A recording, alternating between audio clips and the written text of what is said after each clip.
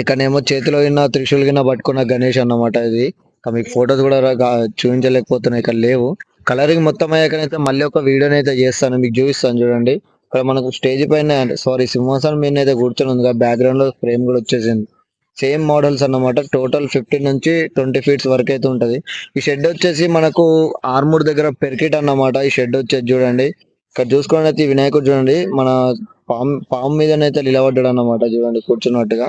ఇక్కడ చూసుకుని అయితే బ్యాక్గ్రౌండ్ లో కనబడుతున్నది కదా, వెనుక సైడ్ నుంచి చూడండి మొత్తం పెద్ద గణేష్ లో ఉన్నాయి. ఈ షెడ్ మొత్తం ముంబై మోడల్ ఉన్నాయి అన్నమాట. పీస్ లో వచ్చేది చూడండి. గణేష్ లో అయితే చాలా బాగున్నాయి. మనకి ఇంకా టోటల్ కలరింగ్ అయితే అయ్యాకనైతే వీటి అట్రాక్షన్ అయితే కొడుతుంది అన్నమాట. ప్లస్ మనకు పంచగిన్న వస్తుంది కదా కిందికి వచ్చేసి కాళ్ళ పైన ఉండి చూడండి. ఇదిగోండి ఈ గణేష్ చూడండి ఎంత బాగుందో, స్మైలీ ఫేస్ తోనే ఉన్నది చూసారా.